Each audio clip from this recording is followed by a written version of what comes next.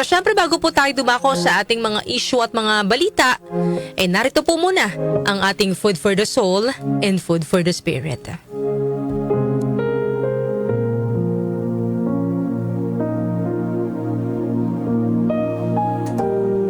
Mayroon po akong nakita sa social media, mga kanyusik, na post na gusto ko rin pong i-share sa inyo ngayong umaga po na ito.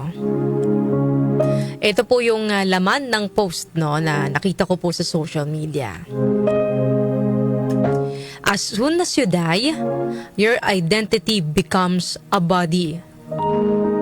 People use phrases like, bring the body, lower the body in the graveyard, etc.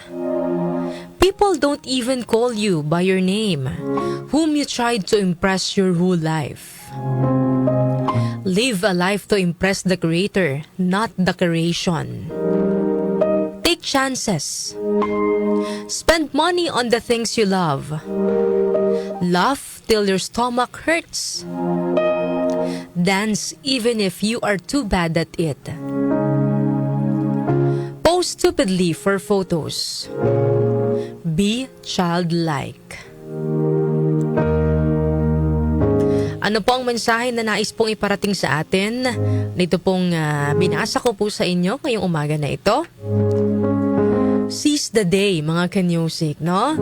Enjoyin po natin ang buhay. We only live once, ika nga nila. Kaya dapat pong sulitin natin ang bawat segundo na tayo po ay nananatili sa mundong ito. Gawin nating makabuluhan ang ating buhay. Gawin natin ang mga bagay na magpapasaya sa atin. Kanya-kanya tayo ng definition ng happiness, mga kanyusik, no?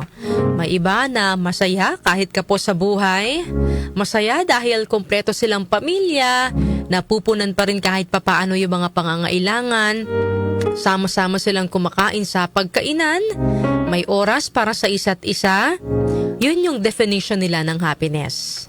Mayroon namang iba na ang kaligayahan, nakakaramdam sila ng kaligayahan kapag lumalago yung kanilang mga naipupundar, mga ari-arian, nakikita nilang lumalago yung mga pinupundar nila sa buhay, no, mga kanyusik.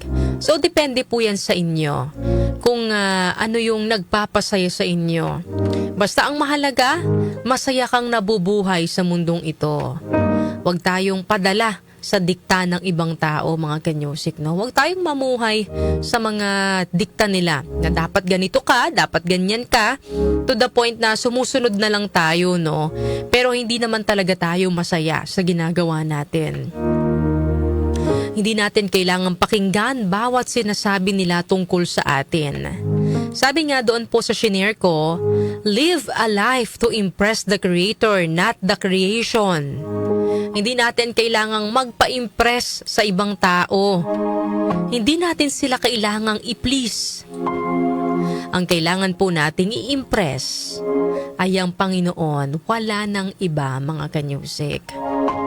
Kaya mamuhay tayo ng masaya, may pananampalataya, yakapin ang bawat sandali, at huwag matakot maging masaya, mga kanyusik, no?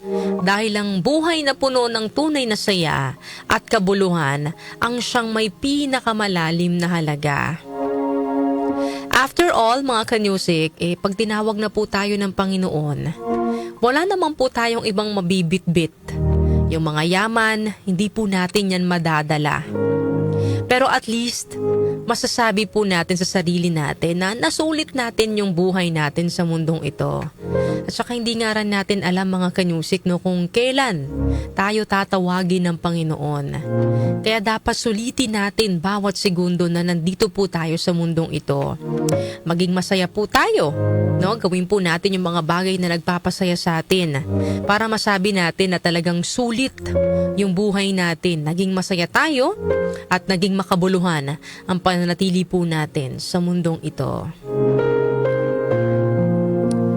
Sabi nga po sa Ecclesiastes chapter 3 verse 12, I know that there is nothing better for people than to be happy and to do good while they live. Yan po ang ating food for the soul and food for the spirit ngayong araw po ng Tuesday.